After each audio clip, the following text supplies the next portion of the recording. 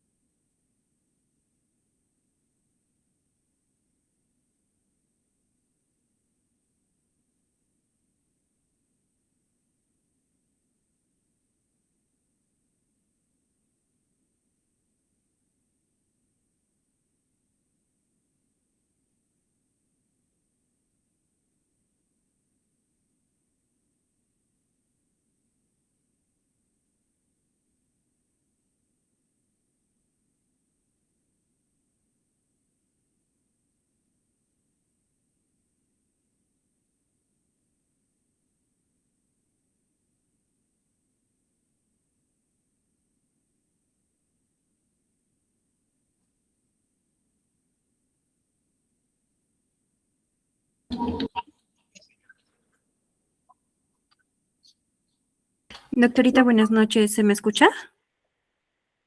Buenas noches, doctora. Sí. Ya, lo que está pasando aquí, por alguna razón, en la computadora no lo escucho. Entonces, lo que voy a hacer es trabajarlo con el celular.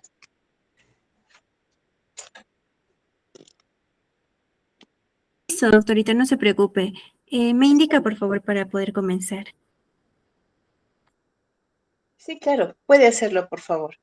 Y más bien yo le pido que me ayude con las diapositivas, porque con el celular va a ser bastante complicado.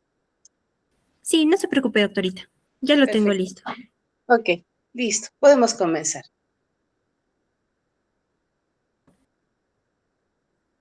Muy buenas noches a todos y todas. Sean cordialmente bienvenidos al segundo curso multidisciplinario en Derecho enfocado en las últimas modificatorias, organizado por el Ilustre Colegio de Abogados del Cusco con el apoyo del Club de la Abogacía y otras prestigiosas instituciones.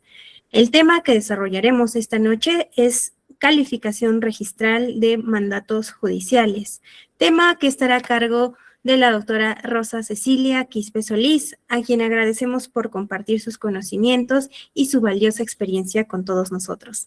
La doctora es abogada por la Universidad Nacional San Antonio Abad del Cusco, con posgrado en Derecho Registral y Notarial por la Universidad Nacional de San Agustín de Arequipa, con postítulo en Derecho de Administración Tributaria por la Pontificia Universidad Católica del Perú. Asimismo, es subgerente del Centro de Respuestas Inmobiliarias, como también gerente de la Oficina de Saneamiento Inmobiliario y Asesoría Registral. También es conciliadora extrajudicial certificada por el Ministerio de Justicia, como también consultora externa de Copescop para fines de expropiación del último tramo de la vía expresa de Cusco, con 18 años de trayectoria profesional en la que destaca la asesoría registral para fines de saneamiento físico-legal de bienes de la Sociedad de Beneficencia Pública del Cusco, como de la Municipalidad Provincial de Cusco, Municipalidad Distrital de San Sebastián y Municipalidad de Huancha, así como de diversas empresas privadas, asociaciones y personas naturales. Bienvenida, doctora Cecilia. Podemos comenzar. Muy buenas noches, doctora Yajaira. Previamente quisiera manifestar mi agradecimiento al señor decano del Ilustre Colegio de Abogados de Cusco, doctor Fran Echevarría Montesinos, quien identificando la necesidad de capacitación y actualización constante en nuestros agremiados, promueve este evento. Adicionalmente, felicitar a quienes se encuentran participando en el curso de actualización jurídica, por cuanto estoy segura que la inversión de tiempo y atención traerá consigo el éxito anhelado como abogados. En esta oportunidad abordaremos el tema de calificación registral de mandatos judiciales, por cuanto sabemos que en nuestras aulas universitarias el derecho registral se comparte con el derecho notarial y definitivamente no existe el tiempo suficiente para poder abordar con calma el procedimiento registral y menos su interacción con el proceso judicial. En esta sesión, además de abordar el tema referido, desarrollaremos las preguntas frecuentes que suelen realizarnos cuando hablamos de calificación de mandatos judiciales y finalmente compartiré con ustedes las resoluciones del Tribunal Registral que son precedentes de observancia obligatoria en la calificación de mandatos judiciales. Muchas gracias. Empezamos entonces. Siguiente, por favor. En primer lugar, es importante establecer por qué es importante el derecho registral. Definitivamente el derecho registral es fundamental porque brinda seguridad jurídica, confianza y publicidad a la sociedad sobre los actos jurídicos registrados, haciendo que sean reconocidos por todos y protegiendo los derechos de terceros. También fomenta la formalización de actividades, la protección del patrimonio empresarial y contribuye al desarrollo económico, principalmente en el ámbito inmobiliario. De esta pequeña introducción podemos inferir que el derecho registral, si bien es cierto, tiene sus raíces en el derecho civil por cuanto está regulado en nuestro Código Civil, su implicancia y su importancia radica en el crecimiento económico. Sabemos que en realidad, desde el punto de vista político, nuestro país pretende buscar siempre una herramienta o instrumento para crecer económicamente y precisamente el registro público es una herramienta importante para lograr dicho fin. Siguiente, por favor. Cuando hablamos del procedimiento registral es importante destacar las normas que la regulan. En primer orden tenemos la Ley del Sistema Nacional de los Registros Públicos, que es la Ley 26.366. Si bien es cierto, es una ley fundacional que regula el procedimiento registral, también establece pautas administrativas que permiten colocarnos en el horizonte correcto en el momento de la calificación registral y en el momento que todos nosotros como abogados o como patrocinados en su momento queremos acceder al registro público. La segunda norma es el texto único ordenado del Reglamento General de los Registros Públicos, que está plasmado a través de la resolución número 126-2012-SUNAR-SN. Definitivamente es una norma de obligatoria revisión cuando hablamos de un procedimiento registral, por cuanto abarca los criterios de calificación en todos los registros públicos. En tercer lugar, tenemos el Código Civil peruano, respecto al cual tendríamos que destacar lo regulado en el título preliminar y en el libro 9 de los registros públicos. En cuarto lugar, tenemos los reglamentos específicos. Según el tipo de bien o acto a registrar, aplican normas particulares, como en el reglamento de inscripciones del registro de predios, el reglamento de registro de sociedades, el reglamento de registro de personas jurídicas no societarias, el reglamento de testamento, el reglamento de publicidad, etc. En quinto lugar, tenemos la ley 30.313, que en realidad es una innovación dentro del procedimiento registral, por cuanto en los orígenes, en el derecho registral, no se concebía la participación de un tercero que podría oponerse en el procedimiento registral. Esta ley, la ley 30.313, establece la posibilidad de podernos apersonar a un procedimiento registral en calidad de opositores. Claro que claramente establece que las condiciones únicamente tienen que ser cuando se acredita suplantación de identidad o falsificación. En sexto lugar, tenemos la Ley de Procedimiento Administrativo General, que es la Ley 27.444. ¿Y por qué es aplicable en el procedimiento registral? Porque en realidad el procedimiento registral, desde la óptica conceptual, viene a ser un procedimiento administrativo especial, ¿no? Entonces, definitivamente tenemos que aplicar la Ley de Procedimiento Administrativo General cuando hablamos de un procedimiento registral. Siguiente, por favor. ¿Cuáles son las etapas del procedimiento registral? Nosotros hemos identificado tres principales etapas. La primera es la presentación, que es el inicio del procedimiento registral. Y si comparativamente podríamos ubicarnos en el ámbito judicial, podríamos asemejar esta etapa como la presentación de una demanda, ¿no? En el ámbito registral, lo que se presenta ante el registro es una rogatoria, y la rogatoria o el pedido específico que se le hace a la entidad registral debe ser plasmada por cualquiera de estos tres agentes. ¿Quiénes son? En primer lugar, el interesado. El interesado puede estar representado por el abogado, por la parte contratante, puede estar identificado también aquí el asistente del abogado, está el notario, que es a quien se le califica cuando se trata de la presentación de un acto de transferencia, una escritura pública de que contenga una transferencia de naturaleza inmobiliaria. Y también identificamos en esta etapa de la presentación a los magistrados, al señor juez, porque en realidad, si bien es cierto, cuando se presenta un parte judicial al registro público, y podríamos decir que en realidad la presentación la ha realizado el interesado, en el ámbito registral se califica que la presentación de este mandato judicial la ha realizado el juez. Obviamente, el interesado, que en este caso podría ser materializado a través de un justiciable o de un abogado, forma parte del procedimiento, pero no es propiamente la persona que se identifica como presentante cuando hablamos de la calificación de mandatos judiciales. Más adelante desarrollaremos cuál es la participación del interesado, del presentante físico, como del presentante calificado en este tipo de actos al magistrado. En segundo lugar, tenemos la calificación, que es la etapa primordial e importante porque en realidad es el proceso de evaluación que realiza el registrador público, en este caso del mandato judicial, aplicando no solamente lo establecido en el texto único ordenado del Reglamento General de los Registros Públicos, específicamente y ponderando el artículo 31 y 32, sino también el artículo 2011 del Código Civil, que más adelante ustedes van a verificar que establece una excepción cuando hablamos de la calificación de mandatos judiciales. En esta etapa, el registrador realiza la calificación, la confrontación del parte judicial con los antecedentes registrales. Definitivamente pesa en ese momento la grande responsabilidad del registrador de permitir el acceso a un mandato judicial para que tenga efectos frente a tercero a través de la publicidad que genera el registro público.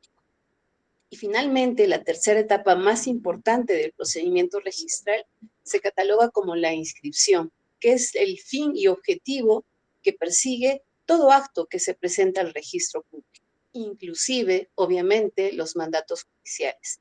¿Qué ventajas nos trae consigo la inscripción? En primer lugar, la publicidad del acto. Definitivamente, el hecho de que el acto, en este caso el mandato judicial, sea público y acceda o llegue a terceros, permite la legitimación y la consolidación de este derecho publicitado por el registro público. Pero además, como una consecuencia importante de la inscripción, tenemos a la seguridad jurídica.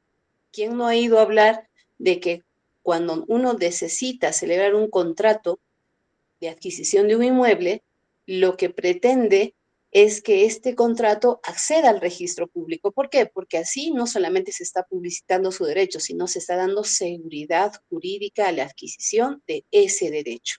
Y finalmente, el tercer efecto de la inscripción es la oponibilidad ante terceros, ¿no?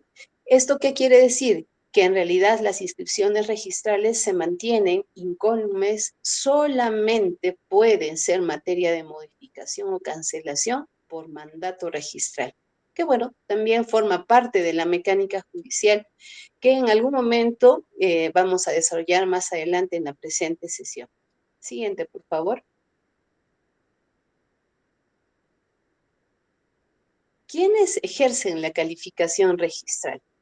Si bien es cierto, en esta oportunidad estamos hablando de la calificación de mandatos judiciales, estos mandatos judiciales, al igual que cualquier título generado entre contratantes, generado ante una notaría o generado de manera unilateral por el propietario o presentante del título, es calificado en primera instancia por el registrador público. El registrador público es la autoridad encargada de calificar, aprobar y rechazar la inscripción de títulos de manera personalísima. ¿Y por qué es importante establecer ello? En algunas oportunidades, lo que nosotros observamos cuando realizamos la presentación de un título en el área de caja del registro público es la participación de los señores de recepción y la observación de ellos respecto a algún documento o algún reintegro de tasa registral, cuando como usuarios pretendemos pagar únicamente por derecho de calificación. Y en muchas oportunidades se ha observado inclusive la insistencia de la exigencia de algunos documentos impartidos por parte del señor de mesa de partes o del área de recepción o caja. En realidad, si bien es cierto, puede ser este requerimiento generado de muy buena intención, en realidad la única persona que tiene la potestad de requerir mayor documentación, de requerir un reintegro de tasa registral, es el registrador. Es por esa razón que es muy importante tener presente que quien califica en un título, en este caso es el registrador, y esta facultad es indelegable. No es que se materialice en cada uno de los actores por los cuales transita el título. Eso no es así. El señor encargado de la recepción del documento o de la presentación del título no es la persona apropiada para identificar los requisitos formales que debe contener un título. No es la persona que puede evitar la presentación de un título si es que no se pretende pagar los derechos de calificación registral de manera integral, ¿sí? Es importante tenerlo presente. En segunda instancia, si el registrador emite una observación y no estamos de acuerdo con su planteamiento, podemos formular una apelación. Ante ese supuesto, quien ejerce la calificación registral es el tribunal registral, que es el órgano de segunda y última instancia administrativa de la SUNAR. Su función es principal, su función principal consiste en la evaluación de los recursos de apelación y de alguna manera, además de considerar los recursos o los argumentos expuestos en el recurso de apelación, también tiene la obligación de confrontar, en este caso, el mandato judicial con los antecedentes registrales, luego de lo cual emitirá la respectiva resolución, resolución que resulta vinculante para la función del registrador como para la actuación de las personas interesadas en que este título sea materia de inscripción. Siguiente, por favor. ¿Cuáles son los alcances de la calificación registral en el texto único ordenado del Reglamento General de los Registros Públicos? En primer lugar, el registrador está obligado a confrontar la adecuación de los títulos con los asientos que constan en la partida registral. Podríamos identificar que en esencia este alcance de la calificación está invocando el principio de tracto sucesivo. El principio de tracto sucesivo, como ustedes saben, de alguna manera pretende la concatenación exacta de los antecedentes registrales con el documento o el título que se pretende inscribir. Esta concatenación, cuando hablamos de mandatos judiciales, de alguna manera se torna únicamente de manera referencial, porque ustedes van a ver más adelante que ante la presentación de los mandatos judiciales, no necesariamente el criterio o el principio de tracto sucesivo es el principio ponderante que justifique las inscripciones registrales.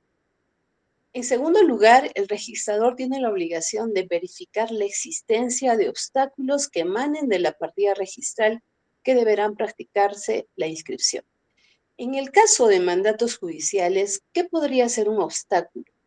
Un obstáculo podría ser otro mandato judicial presentado en fecha y en hora anterior, porque existe un principio en el ámbito registral que es el de prioridad excluyente, que de todas maneras obliga al registrador a calificar y o inscribir el título que se presente primero. Y no obstante que el segundo título podría ser también un mandato judicial, en este caso en particular, el registrador deberá verificar la hora y la fecha de presentación del primer título, que podría ser un mandato judicial, el cual necesariamente tendría que ser calificado en primer orden, para que el segundo título, no obstante ser un mandato judicial, tuviera que suspenderse. ¿Qué pasaría si nosotros tuviéramos en carrera la calificación registral previa de un contrato de compraventa del señor A al señor C? Y adicionalmente tengamos un parte judicial que contenga una medida cautelar de embargo contra la propiedad del señor A. Si en esta circunstancia y en este orden de presentación se ha realizado la presentación preliminar o previa de la compraventa y este acto de compraventa reúne los requisitos legales y formales para ser inscritos, definitivamente lo que el registrador genera en ese momento, que es la inscripción del predio en favor de C, va a evitar que se pueda inscribir el mandato judicial, no obstante que comprenda un embargo, no obstante que comprenda un mandato judicial. ¿Por qué? Porque en este caso en particular se aplica el principio de la prioridad excluyente. ¿Qué otra función, qué otro alcance tiene la calificación registral? El registrador, al tener en manos el parte judicial, debe de verificar la validez y la naturaleza inscribible del acto o contrato, así como la formalidad del título en el que éste consta y la de los demás documentos presentados. Si hablamos de un mandato judicial, probablemente una de las condiciones formales que tendría que cumplirse es que el documento que se presente al registro, además de contener un mandato judicial, conste en un parte judicial. ¿Qué es un parte judicial? Está constituido en primer lugar por un oficio suscrito por el señor juez dirigido al señor registrador para que realice la inscripción de lo dispuesto o establecido en la sentencia emitida en ese proceso judicial. Además de tener este oficio dirigido al registrador, contiene la copia certificada por el secretario o por el asistente especialista judicial, la copia certificada por este especialista de todos los actuados o de los actuados más importantes. Si, por ejemplo, tuviéramos la necesidad de inscribir una sentencia de mejor derecho de propiedad, probablemente el parte judicial tendría que estar constituido por las copias certificadas de la demanda, el auto admisorio, la sentencia y sobre todo la resolución que declara consentida la sentencia. Solamente bajo ese supuesto, el registrador estará verificando la formalidad del parte judicial presentado y además la naturaleza inscribible. Ahora, sí también es importante que en los actuados de este tipo de procesos judiciales se especifique de manera expresa la partida registral o las partidas registral que fueran materia de controversia judicial, porque en su momento el mandato judicial no solamente tendrá que ser expreso respecto al mandato como tal, sino también tendrá que precisar con exactitud en qué partida registral debe de inscribirse dicho mandato. Siguiente, por favor. ¿Qué más tiene que hacer el registrador?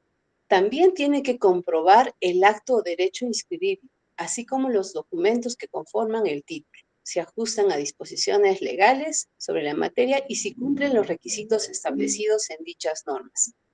Si hablamos de un mandato judicial, el mandato judicial tiene que ser expreso, tiene que constituir un acto modificatorio de lo que consta en el registro público. No es posible que el registro público pueda inscribir un mandato judicial que no genere modificación alguna de los actos ya inscritos. Por ejemplo, en algún momento tuvimos la ocasión de ver que una sentencia de nulidad de acto jurídico constituido por un anticipo de legítima fue inscrito en el registro público, ¿no? Una sentencia. ¿Qué pasó? Transcurrió el tiempo y estas personas beneficiarias con el anticipo de legítima presentaron la inscripción de la declaratoria de herederos que los reconocía como tal. Esta declaratoria de herederos generaba, si se quiere, en el ámbito registral, la legitimidad de su derecho de propiedad en calidad de heredero. La parte, vamos a decir, afectada del proceso judicial, pretendió presentar nuevamente la sentencia con la finalidad de lograr la calificación del registro y por ende la inscripción registral, quizá de la cancelación de esta declaratoria de herederos, sin percatarse que en realidad la sentencia expresamente había establecido la nulidad del acto jurídico constituido por el anticipo de legítima que ya estaba cancelado. Por lo tanto, el registro público lo que hizo fue emitir una esquela de observación estableciendo la imposibilidad de volver a inscribir una sentencia, ¿no? ¿Y cómo fue posible ello? Pues el registrador comprobó que el acto o mandato dispuesto en esta segunda oportunidad ya estaba inscrito, por lo tanto no era posible una segunda inscripción. Otro de los alcances que tiene la calificación registral en el texto único ordenado del reglamento de registros públicos es verificar la competencia del funcionario administrativo o notario que autorice o certifique el título. Si bien es cierto, este alcance de manera genérica pudiera establecer la obligatoriedad del registrador de identificar quién generó el documento, en el caso de mandatos judiciales, definitivamente la calificación tendría que comprender la identificación de que los actuados judiciales han sido emanados por un juez, ¿no? Básicamente, ese sería el filtro de calificación cuando hablamos de un mandato judicial o de un parte judicial. Adicionalmente, el registrador, cuando hablamos de contratos, verifica la capacidad de los otorgantes. En el caso de partes judiciales que comprendan mandatos judiciales, no podría aplicar este alcance, porque el registrador no tiene la facultad de verificar cuestiones de fondo del proceso judicial. No tiene la facultad de poder cuestionar la aplicación de una u otra norma en la sentencia, por lo que definitivamente este filtro, este alcance de la calificación registral no resultaría aplicable a un mandato judicial. Siguiente, por favor. Además, los registradores, cuando hablamos de títulos presentados ante el registro, deben de verificar la representación invocada por los otorgantes. ¿Esto qué podría significar en la calificación de un mandato judicial? Si, por ejemplo, en un mandato judicial tuviéramos una sentencia favoreciendo a una parte que actuó con la participación de un apoderado, el registro público o el registrador podría verificar en el mandato judicial si el demandante mantiene las facultades establecidas en el poder que se utilizó al inicio de la formulación de demanda. Es posible que con dicha calificación o dicha observación a través de la esquela, el registrador podría dar alcance al señor juez para que se sirva a verificar si estos actos gozan de la legitimidad que podría contemplar un poder, se supone, vigente hasta la fase de sentencia. Adicionalmente, el registrador debe de realizar la búsqueda de los datos en los índices y partidas registrales respectivas. Si bien es cierto, esta obligación está establecida en el TUO del Reglamento General de los Registros Públicos, como abogados podríamos decir que en realidad tenemos que facilitar de alguna manera la calificación registral. Y si nosotros como abogados, se supone, en la presentación de la demanda y los demás actuados judiciales, hemos sido lo suficientemente cautos para identificar la partida registral correcta donde queremos que en su momento arribe el mandato judicial, tendríamos que establecer este dato en el formulario. Sin embargo, corresponde también precisar que si por alguna extraña razón nos hubiéramos olvidado de colocar el número de la partida registral en el formato de presentación, el registrador, en mérito a este alcance de la calificación registral, está obligado a verificar en los actuados, pero también en sus índices, la partida registral donde podría corresponder la inscripción del mandato judicial que se presenta. Y finalmente, el registrador tiene el alcance de poder rectificar de oficio o disponer la rectificación de los asientos registrales donde haya advertido la existencia de errores. Si bien es cierto, es una obligación establecida en el Reglamento General de los Registros Públicos, lo que hemos podido ver nosotros en la trayectoria que tenemos es que podríamos decir que los registradores ejercen este último alcance en un 20%, probablemente por la carga laboral que tienen, porque en realidad tratar de identificar si un error que emana de la partida registral es un error atribuible al registro público o no, de todas maneras implica una inversión de tiempo que a veces, imagino, pudiera faltar a los registradores, ¿no? No hemos visto en nuestra experiencia mucha cantidad de rectificaciones de oficio, porque sabemos que eso implica otro tipo de calificación, la calificación de títulos archivados, ¿no? Y en muchos casos conviene que como abogados podamos colaborar en el proceso de calificación e inscripción del acto que pretendemos a través del mandato judicial, promoviendo las rectificaciones a través de títulos conexos que pueden presentarse de manera complementaria al mandato judicial o en este caso al parte judicial. Siguiente, por favor. Cuando hablamos de la calificación registral explícitamente respecto a los mandatos judiciales, podemos invocar lo establecido en el artículo 2011 del Código Civil. Este artículo resume todos los alcances de la calificación que acabamos de desarrollar, sin embargo establece una excepción expresa, la cual comparto con ustedes. El artículo 11, en el segundo párrafo, establece lo siguiente. Lo dispuesto en el párrafo anterior, es decir, todo lo que de alguna manera hemos leído, pero de manera resumida, no se aplica bajo responsabilidad del registrador cuando se trate de parte que contenga una resolución judicial que ordene la inscripción. En algunos momentos, y probablemente en nuestros inicios del desarrollo en el derecho registral, podríamos haber considerado esta determinación como una resolución impositiva respecto a las respecto a las resoluciones emitidas por la autoridad judicial. Sin embargo, ya más adelante, con los años de trayectoria y comprendiendo la calidad y la cantidad de actuaciones judiciales que se desarrollan en un proceso como tal, de alguna manera justificamos dicho establecimiento, porque en realidad un proceso judicial no dura menos de 2 o 3 años, tiempo suficiente en el cual las partes, demandante y demandado, han sabido exponer ante el juzgado sus circunstancias fácticas y jurídicas. Y por ende, la evaluación que realiza el juzgado es una evaluación trascendente, que definitivamente puede y debe tener cierto grado de excepcionalidad en la calificación contundente y rotunda que realiza el registrador.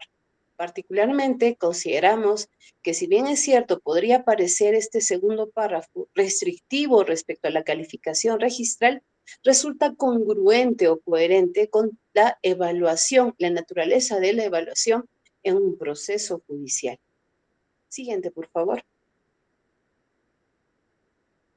Si en algún momento, al identificar el tema en materia de exposición el día de hoy, se nos vino a la cabeza qué tipo de procedimientos son los que podrían implicar no solamente el razonamiento en el ámbito registral, sino en el razonamiento en el ámbito judicial, pues definitivamente nos ponemos a pensar en el proceso de rectificación de área y linderos.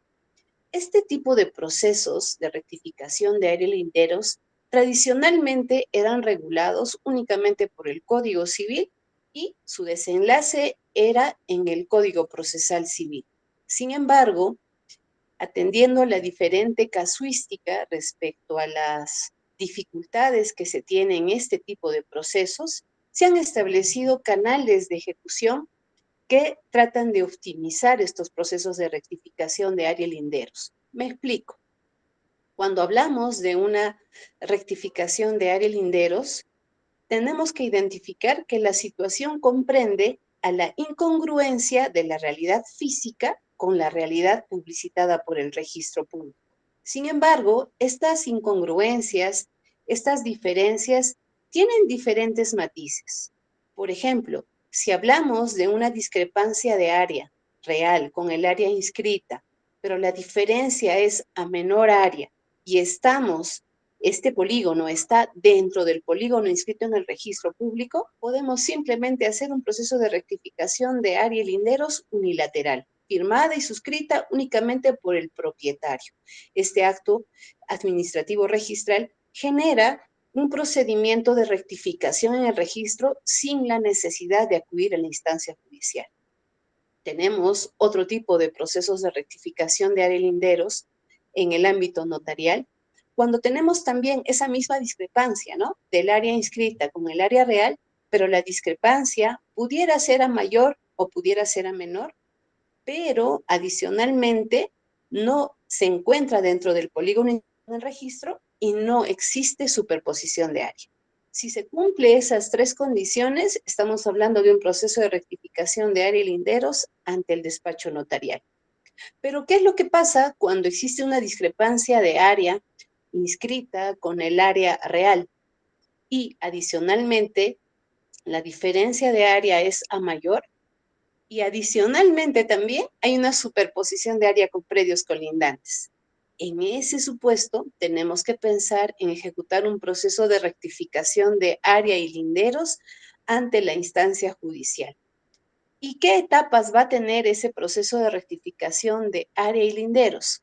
En primer lugar, va a tener una etapa administrativa que involucre la obtención de un certificado de búsqueda catastral emitido por el registro público y que claramente exprese la existencia de superposición gráfica con predios colindantes. El solo hecho de identificar la superposición ya de por sí nos obliga a pensar en un proceso de rectificación de área ante la instancia judicial. Una vez que se obtiene este certificado de búsqueda catastral, dentro de la etapa administrativa, tenemos que iniciar un proceso de visación de la documentación técnica del predio. Este trámite de visación se inicia ante la municipalidad donde se encuentra ubicado este inmueble.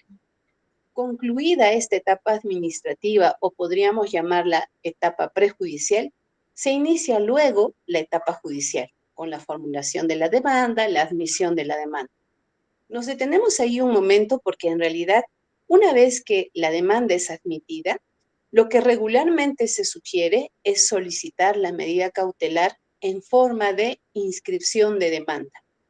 Este viene a ser el primer encuentro de lo actuado en el proceso judicial con el registro público y posibilita, a través de una anotación preventiva, la inscripción de una demanda de rectificación de Ariel Linderos y por ende publicita a terceros la existencia de dicho procedimiento.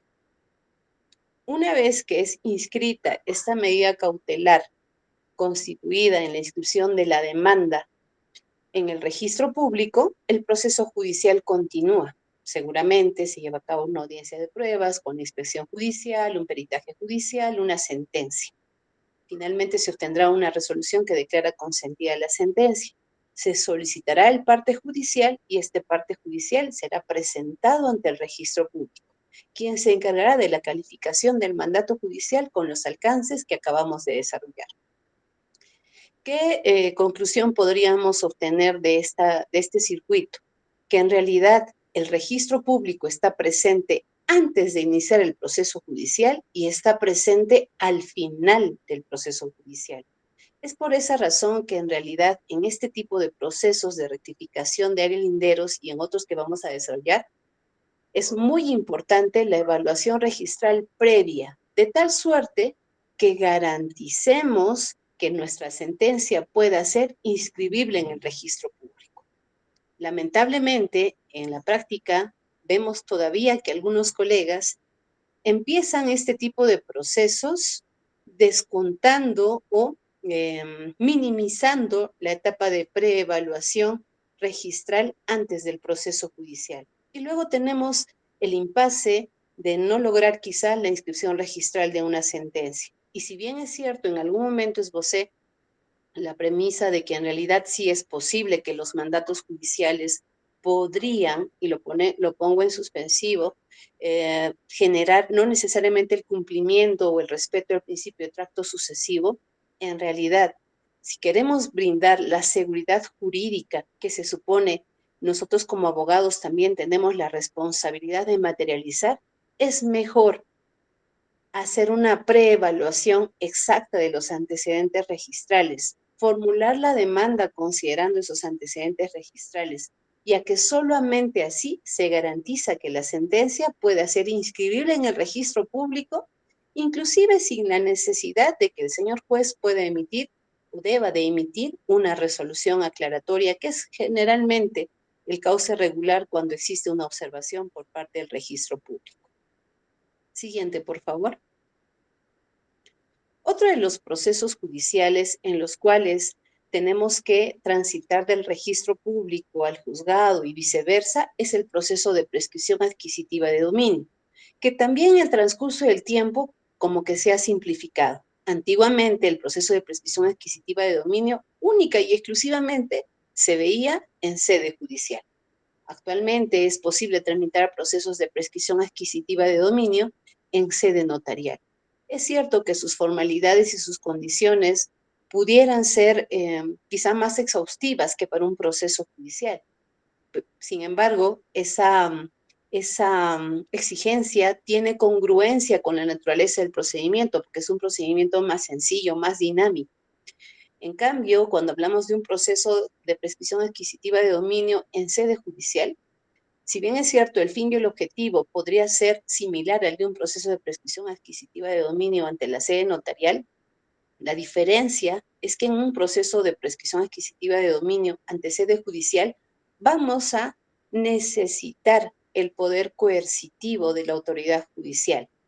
Y vamos a necesitar ingresar en ese ámbito porque probablemente existe el riesgo de que la persona a la cual demandemos pudiera oponerse. ¿Y por qué rescato ello? Porque cuando hablamos de prescripción adquisitiva de dominio ante sede notarial, no puede existir el riesgo de que haya una oposición. Si se planteara dicha circunstancia, el procedimiento notarial concluye, se suspende y finalmente el interesado no llega a obtener la resolución declarativa de prescripción adquisitiva de dominio ante sede notarial. Es por esa razón que en todos los casos en los cuales existe el riesgo de una oposición, se tenga y se deba de optar por un proceso de prescripción adquisitiva de dominio ante la sede judicial, que sabemos que este proceso de prescripción tiene por finalidad la declaración del derecho de propiedad. En este tipo de procesos también identificamos tres etapas. Una primera etapa administrativa que reúne la participación y las actuaciones que se tienen que hacer en el ámbito registral y en el ámbito municipal. Si hablamos del ámbito registral, no solamente involucra la obtención de un certificado de búsqueda catastral que nos permita conocer el antecedente registral del inmueble y la existencia o no de superposición gráfica con predios colindantes, sino además también tenemos que dar lectura de todas las partidas registrales que pudieran estar siendo invocadas en ese certificado de búsqueda catastral. Solamente realizando un análisis adecuado de esa información registral, aseguramos el éxito y la posibilidad de que la sentencia firme en su momento pueda ser inscribible en el registro público. Luego de la etapa administrativa ante la sede registral, tenemos que generar un procedimiento administrativo de visación de documentación técnica en sede municipal y adicionalmente tenemos que obtener un certificado de numeración y negativo de catastro respecto de este predio. Estos tres documentos emitidos en la municipalidad bajo cuya jurisdicción se encuentra el inmueble en materia de prescripción adquisitiva de dominio. Luego pasamos a la etapa judicial. En la etapa judicial, formulada la demanda y admitida esta, de manera similar al proceso de rectificación de área, también se sugiere, es más, forma parte del protocolo regular en este tipo de procesos, debe de inscribirse la demanda en el registro público, de tal suerte que no solamente se proyecta a través del registro público la existencia del proceso judicial, sino también permite, de ser el caso, generar la alerta a quien o quienes pudieran sentirse afectados por el desenlace de ese proceso judicial de prescripción adquisitiva de dominio. Es importante establecer que a la fecha existe el módulo SUNAR-SIG, que es el sistema integrado judicial que posibilita que el juzgado de manera virtual y de manera directa realice la presentación del título virtual, valga la redundancia, ante el registro público.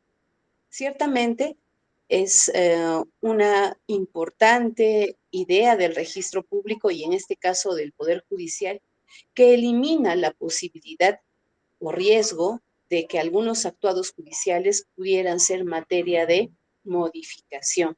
Y definitivamente es un avance en el proceso de integración del registro público con el Poder Judicial. Luego de la inscripción de esta demanda como anotación preventiva en la partida registral del inmueble que pretendo prescribir, de la misma manera en la actuación de pruebas se llevará a cabo una inspección judicial, un peritaje, finalmente se obtendrá una sentencia, una resolución que declara consentida la sentencia, para que en su momento nosotros como abogados solicitemos la emisión del parte judicial, que como lo dije en un primer momento, ¿no? Contiene las piezas más importantes del proceso judicial para que puedan ser materia de calificación por el registro público a través del parte judicial. Sí es importante establecer que el parte judicial que comprende la sentencia y el acto inscribible de manera definitiva en el registro público se presenta de manera física, por lo que en su momento la gestión de manera real consiste en la obtención de las copias certificadas de los actuados del proceso para una posterior presentación ante el registro público, que como lo habíamos dicho, califica el título como mandato judicial, ¿no? Que esa es la naturaleza que tiene el parte judicial. Siguiente, por favor. Otro de los procesos en los cuales se genera esta interacción entre el procedimiento judicial y el procedimiento registral es el proceso de división-partición de inmuebles inscritos en el registro público. La finalidad de la división-partición, como ustedes lo saben, es lograr la asignación de las fracciones, en este caso por disposición judicial, ya sea que se haya tenido antes una situación de copropiedad por una adquisición conjunta de varios compradores o como consecuencia de la sucesión indivisa y la adquisición de inmuebles a través de ese mecanismo. En este tipo de procesos de división-partición, No necesariamente resulta importante obtener un certificado de búsqueda catastral, porque se supone tenemos identificada la partida registral del inmueble que pretendemos fraccionar en favor de los copropietarios. Sin embargo, lo que sí es importante en la etapa administrativa prejudicial es poder obtener la resolución que nos permita conocer los parámetros urbanísticos y edificatorios de la zona. ¿A través de qué documento? El certificado de zonificación y vías y el certificado de parámetros urbanísticos. Solamente así podremos saber cuánto es el lote mínimo normativo que permite la municipalidad identificar como consecuencias de una subdivisión y cuánto es el frente mínimo de cada fracción que se supone tendría que integrar el inmueble matriz materia de asignación. ¿Y por qué es importante este documento? Se ha tenido casos en los cuales inmuebles de 200 metros cuadrados pretenden ser dividido en 5, 7 personas, y eso en definitiva no es posible.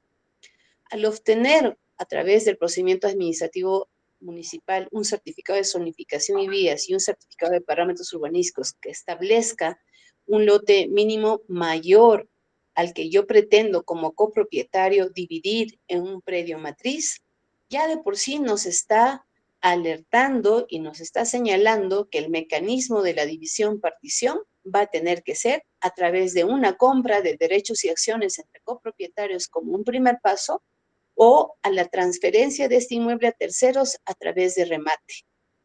Entonces, sí es muy importante, antes de iniciar un proceso judicial de división-partición, conocer los parámetros urbanísticos, el lote mínimo normativo, el frente mínimo normativo de los predios, para luego recién iniciar un proceso judicial conociendo el desenlace que pudiera existir en este proceso de división-partición. Ahora bien, una vez que en este proceso de división-partición, en el supuesto que cumplimos los parámetros y podemos hacer y lograr la asignación de fracciones a cada uno de los copropietarios, el parte judicial tendría que contener lo siguiente. Además de la demanda, el auto admisorio, la sentencia, tendría que contener el peritaje judicial que comprenda el plano del predio matriz y el plano de cada unidad inmobiliaria en el cual se está dividiendo este predio matriz con su respectiva memoria descriptiva. De tal suerte que al llegar este parte judicial al registro público, es decir, a la etapa registral, no solamente se verifique la identidad de los propietarios, la identidad del predio, y el fraccionamiento de este predio matriz, sino también se posibilite la independización de cada una de las fracciones. Si bien es cierto, la independización es un acto generado por el registro público, ello no limita la posibilidad de que en una demanda podamos de manera expresa, además de solicitar la división-partición, solicitar la independización. Ciertamente se ha visto muchos casos en los cuales el juzgado sí genera la subdivisión y sí dispone también la independización. Sin embargo, también se ha visto casos en los cuales el juzgado aprueba la subdivisión, mas no se pronuncia respecto a la independización por cuanto considera que es un procedimiento registral. Finalmente, en cualquiera de los dos casos, es perfectamente posible lograr la independización. ¿Y por qué lo decimos? Porque en el supuesto que pudiera inscribirse un mandato judicial de subdivisión y no independización en el registro público, podemos, como interesados, solicitar la independización de cada una de las fracciones divididas respecto del predio matriz, la independización de cada una de ellas, sin mayor inconveniente, en mérito al título archivado, es decir, al parte judicial que consta en el registro público como consecuencia de la inscripción de la división-partición. Siguiente, por favor.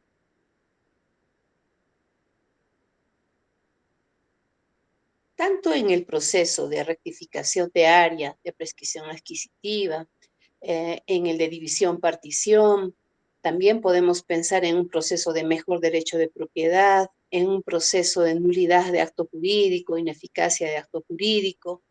En todos estos procesos podemos solicitar la inscripción o la anotación de una demanda. ¿Y por qué es que identificamos la denominación de anotación? Porque en realidad propiamente no es un acto constitutivo, no es una inscripción. La anotación de demanda como tal tiene la naturaleza de una notación preventiva y su duración tiene que ver mucho con el desenlace del proceso principal, ¿sí? Entonces, esta anotación de demanda es un procedimiento registral-judicial que regularmente se realiza en todos aquellos procesos y pretensiones que involucren inmuebles inscritos. Si bien es cierto, antiguamente se veía casos en los que los abogados le dábamos mayor importancia al proceso judicial y realizábamos todos los argumentos de defensa de manera óptima en el proceso judicial, dejando de lado el procedimiento registral, permitiendo así que los titulares registrales ejerzan transferencias del inmueble, obviamente con la idea de evadir los efectos o consecuencias de la sentencia del proceso judicial. A la fecha ya se ve, felizmente, la utilización de nuestros estimados colegas de esta medida cautelar de demanda en los inmuebles que son materia de juicio. ¿Por qué? Porque solamente así se garantiza que la sentencia que vaya a generarse en el proceso judicial tenga asidero en el ámbito registral. Si nosotros como abogados pretendemos, por ejemplo, una nulidad de acto jurídico inscrito en el registro y omitimos realizar la inscripción de la anotación, omitimos la anotación de la demanda en la partida registral, donde se encuentra inscrito el acto jurídico, definitivamente estamos dejando pasar la oportunidad de garantizar o asegurar los efectos de la sentencia que se va a emitir en nuestro proceso.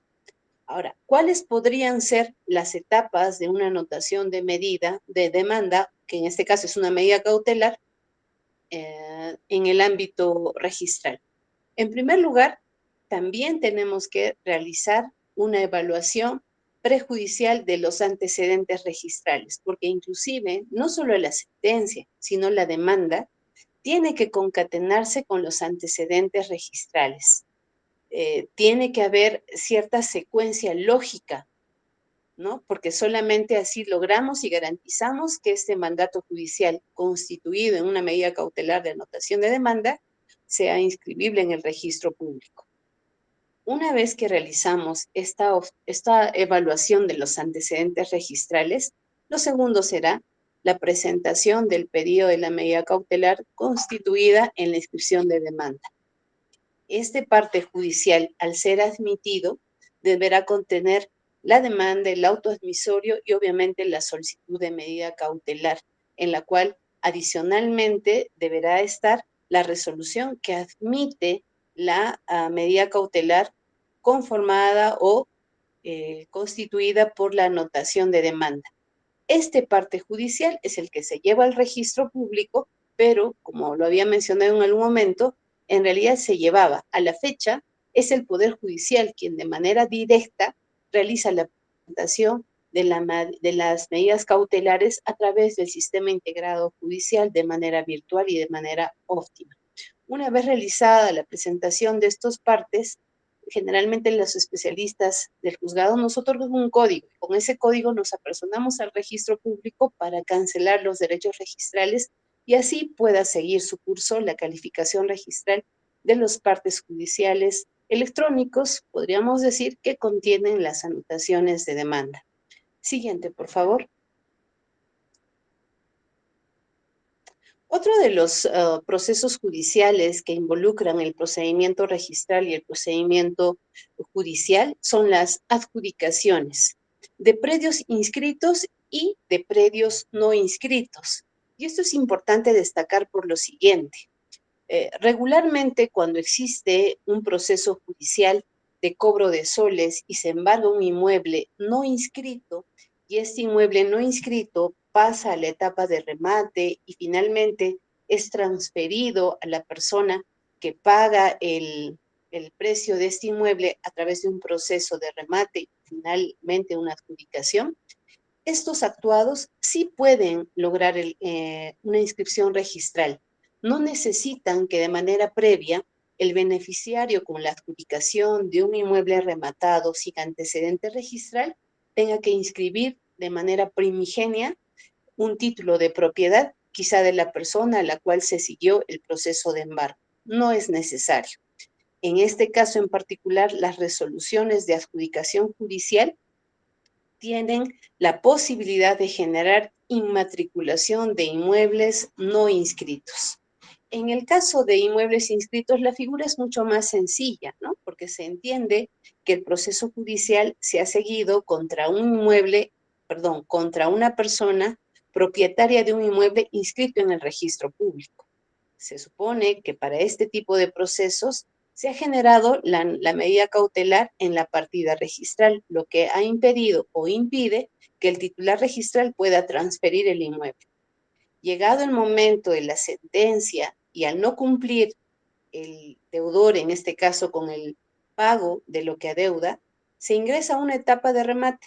Concluida la etapa de remate y la resolución de adjudicación de quien adquiere el inmueble, y finalmente una resolución que declara consentida la adjudicación, se solicita un parte judicial que se lleva al registro público y logra su calificación registral.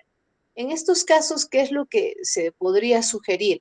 Que en realidad en los actuados judiciales se tenga el cuidado de que la identificación del inmueble sea correcta y completa. Solamente si garantizamos la participación de todos los documentos y que identifiquen de manera correcta el inmueble inscrito en el registro público, podremos garantizar la inscripción registral.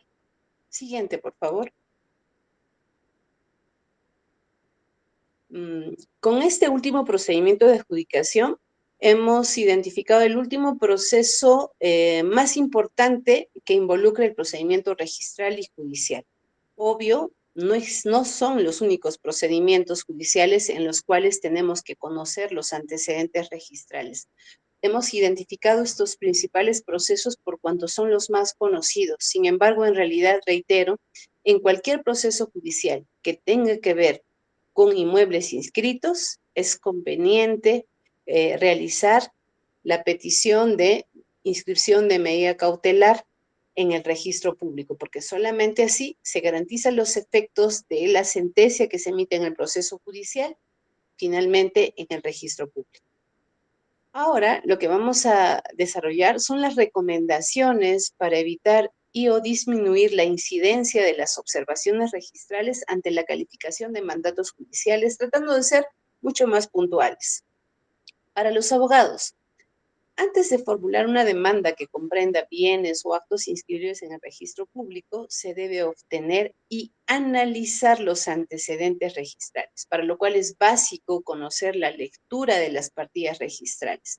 Si bien es cierto, en muchas oportunidades utilizamos el término de que esta partida registral es como el historial del inmueble, en realidad ese historial en algunos casos es un poco confuso, porque son asientos registrales hechos a mano, en los cuales necesariamente se recomienda obtener el título archivado para conocer su contenido de manera exacta.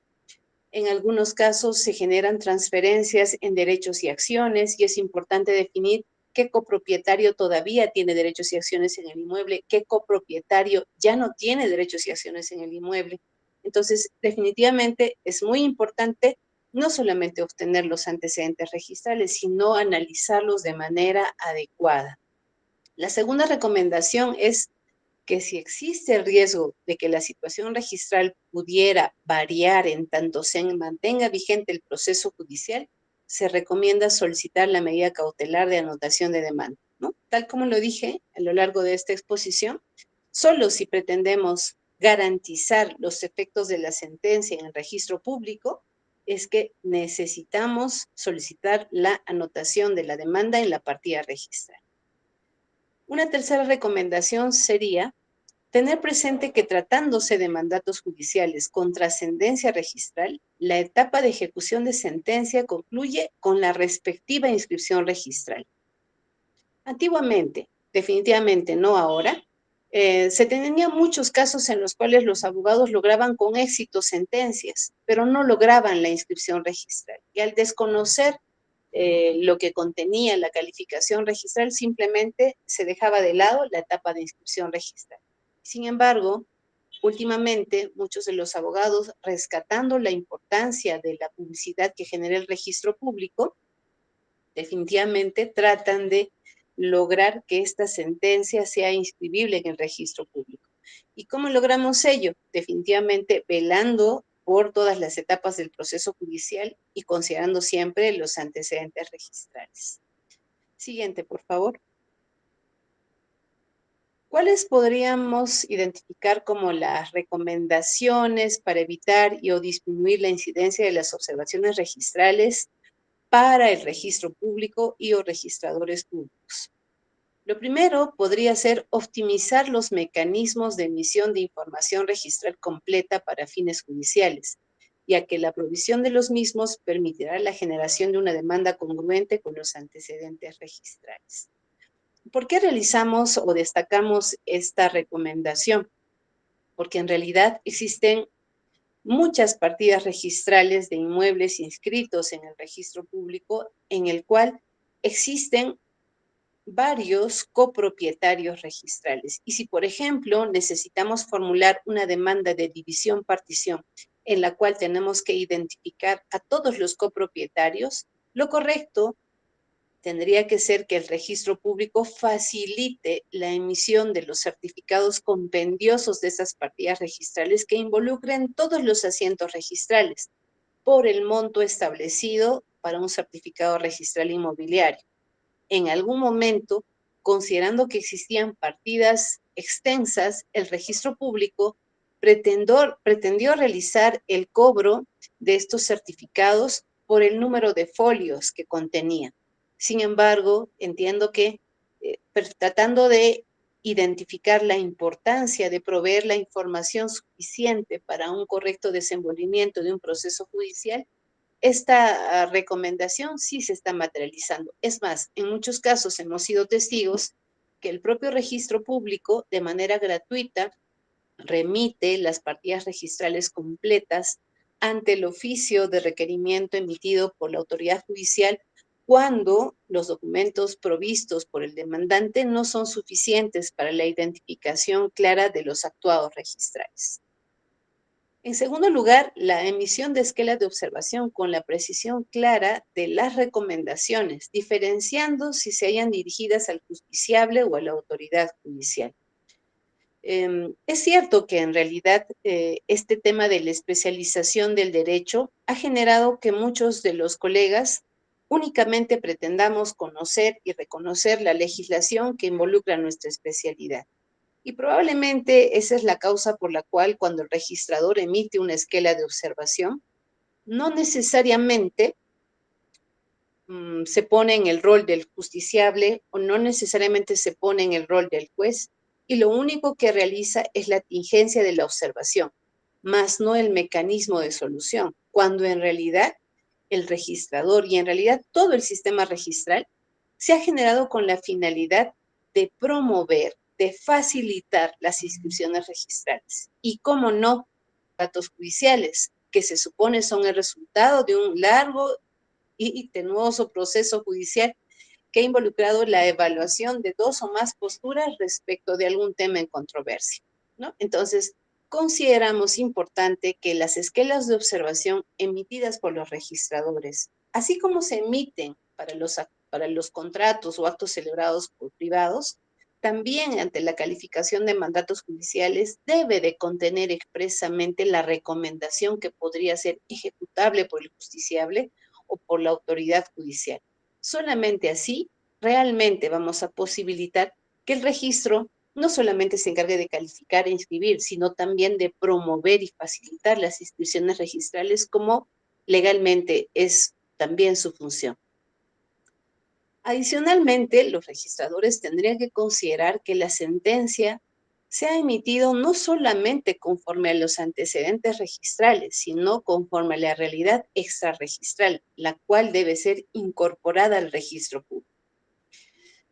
Probablemente esta última recomendación podríamos decir minimiza o trata de indirectamente de afectar el principio de tracto sucesivo.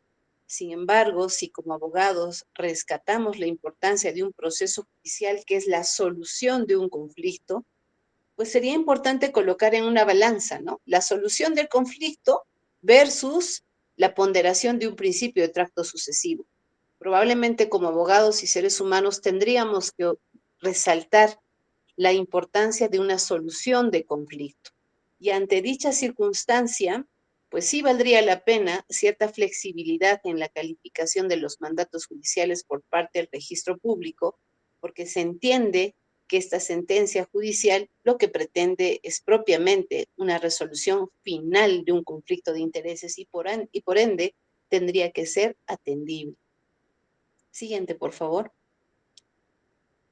¿Cuál podría ser o cuáles podrían ser nuestras recomendaciones para la actuación del Poder Judicial y o jueces especialistas judiciales? Lo primero, generar mecanismos adecuados de interacción con los registradores para la optimización de las inscripciones registrales con la participación del abogado patrocinador. En algún momento, y porque en realidad probablemente los justiciables, los abogados y los notarios somos usuarios constantes del registro público, la SUNAF estableció un mecanismo de atención preferencial para los notarios.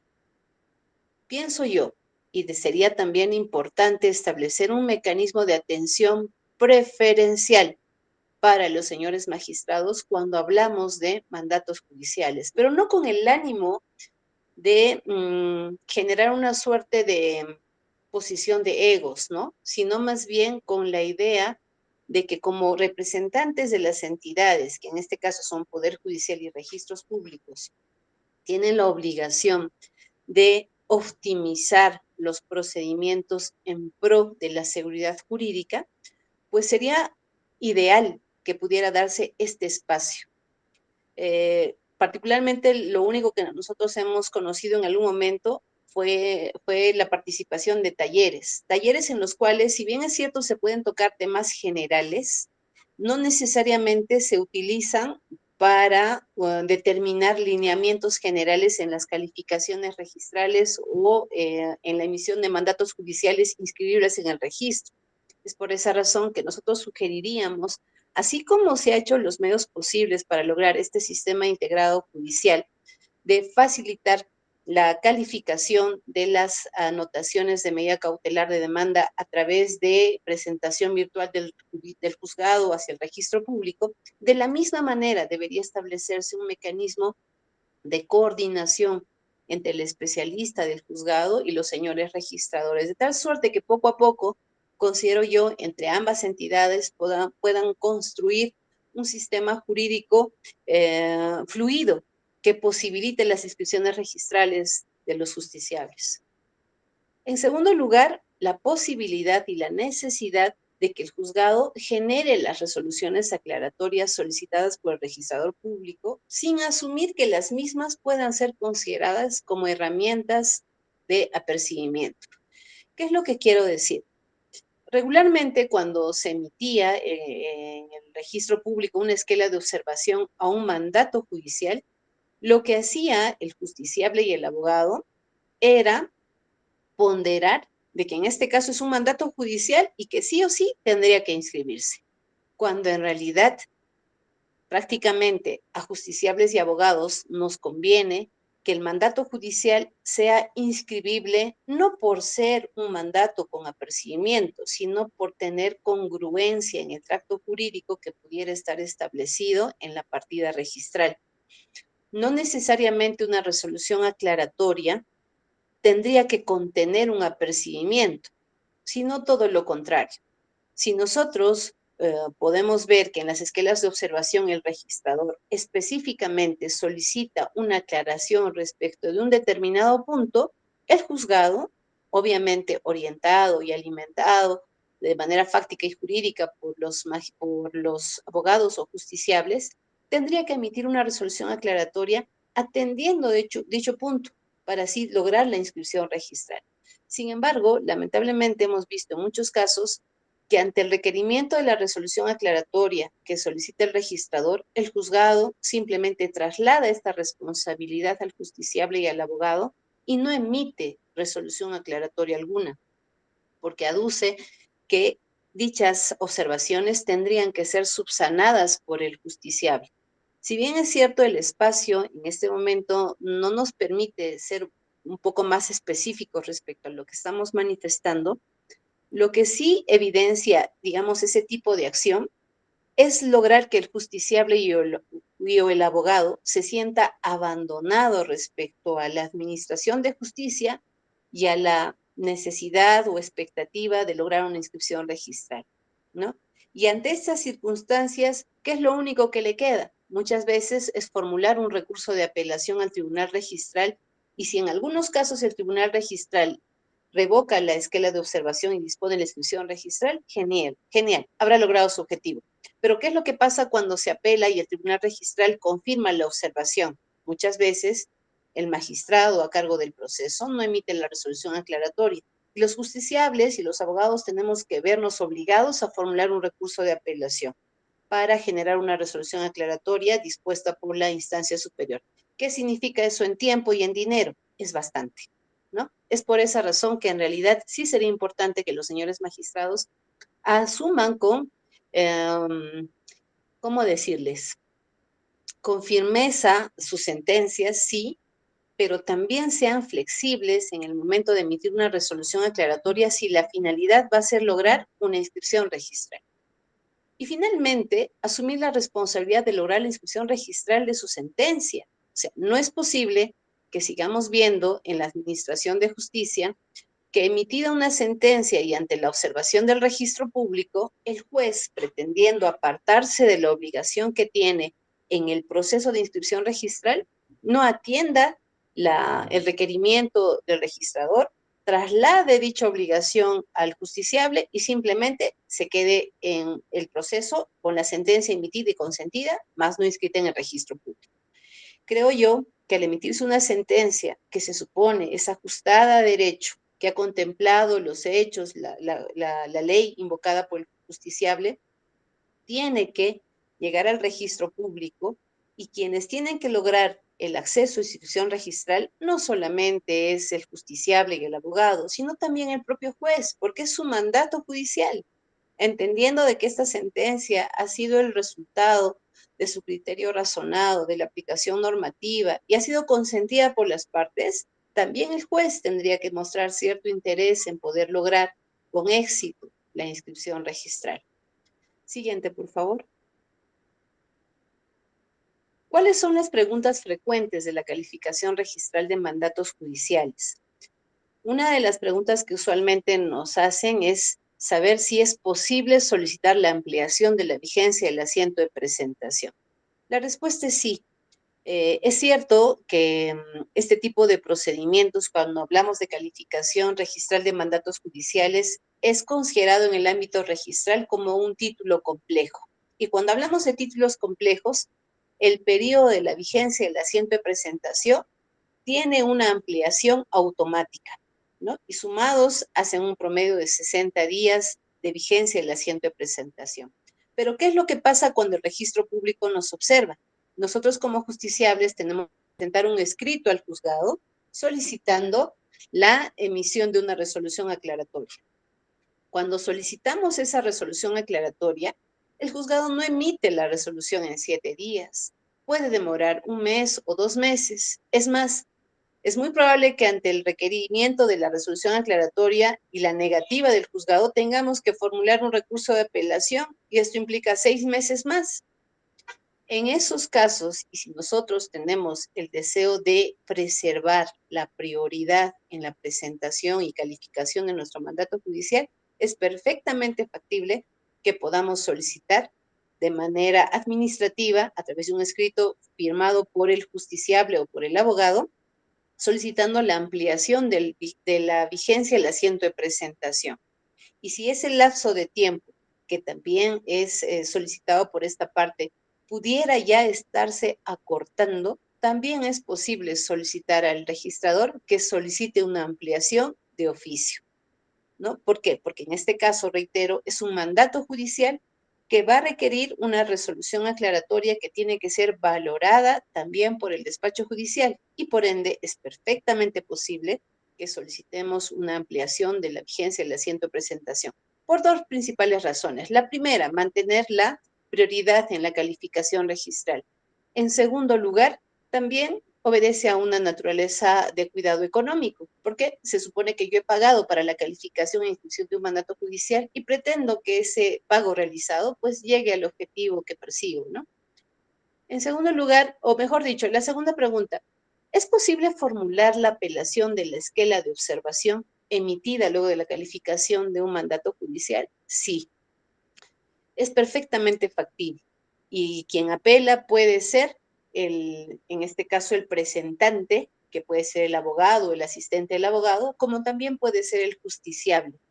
El recurso de apelación no requiere la firma formal de un abogado. Sin embargo, conociendo la connotación estrictamente jurídica en la calificación de un mandato judicial, lo regular, no obstante el Reglamento General de los Registros Públicos no lo prevea, lo regular tendría que ser que el recurso de apelación sea formulado por un abogado. No necesariamente en la negativa de calificación de mandatos judiciales, el juez va a emitir o va a generar un recurso de apelación. Es por esa razón que nosotros como abogados o justiciables tenemos que formular el recurso de apelación. Y solamente lo resuelto por el tribunal registral es lo que finalmente dará lugar a la obtención de la inscripción registral o quién sabe también a la confirmación de la esquela de observación. Otra pregunta que nos realizan usualmente es la siguiente. ¿Es posible inscribir sentencias de expedientes archivados? Sí. Sin embargo, hay que realizar la siguiente aclaración. Lo primero que tenemos que hacer en el ámbito judicial es solicitar el desarchivamiento de ese proceso judicial. En segundo lugar, dar lectura a los actuados para verificar si de los actuados o de la sentencia se desprende un acto inscribible en el registro público, un acto que va a modificar un asiento registral. Si cumple esas condiciones, es perfectamente factible que como justiciables solicitemos al juzgado la emisión del parte judicial que comprenda demanda, auto admisorio, sentencia y resolución que declara consentida para lograr una inscripción registral. Se ha visto casos, por ejemplo, de procesos de declaratoria de herederos archivados y no inscritos en el registro público. Obviamente me refiero a casos muy antiguos, ¿no? Porque ahora definitivamente todo abogado sabe que la declaratoria de herederos tiene que inscribirse en el registro público. Entonces, en esos casos en los cuales, por ejemplo, declaratorias de herederos que han sido archivadas sin inscribirse en el registro público, es perfectamente factible que se obtenga del juzgado el desarchivamiento y luego se solicite al juzgado encargado que nos emite el parte judicial correspondiente. Finalmente, la pregunta ¿es posible inscribir mandatos judiciales sin antecedente registral o evadiendo el principio de tracto sucesivo? Sí, es perfectamente factible. Ya lo habíamos precisado cuando hablamos de adjudicaciones de inmuebles que han sido materia de remate. Estos pueden ser adjudicados e inscritos en el registro público de manera directa, sin mayor observación, sin mayor negativa. Y obviamente en este caso no se está cumpliendo el principio de tracto sucesivo, no se está cumpliendo el periodo mínimo para una inmatriculación del predio, pero es un mandato judicial y por ende es perfectamente inscribible en el registro público. Cuando en algunos casos la sentencia comprende ciertas circunstancias que no siguen la secuencia del principio de tracto sucesivo, pero en el contenido de los actuados, en lo evaluado en la sentencia, se considera entendible y razonable su inscripción registral, sí es perfectamente factible la inscripción de una sentencia. Y bueno, de ser el caso y siempre ponderando la importancia de un mandato judicial, pues también se podría utilizar el apercibimiento al registrador para lograr la inscripción registral. Reitero, solo si el caso amerita. Y finalmente he querido compartir con ustedes algunas resoluciones del Tribunal Registral que espero que las puedan visualizar, que en realidad lo único que dan como mensaje final es la restricción de la calificación registral de los mandatos judiciales, pero una restricción congruente, una restricción coherente con la naturaleza de los mandatos judiciales y que me gustaría pudieran revisar cada uno de ustedes. Para mí ha sido un placer estar esta noche con todas ustedes. Si ustedes tienen alguna interrogante, con gusto estoy a vuestra disposición. Gracias.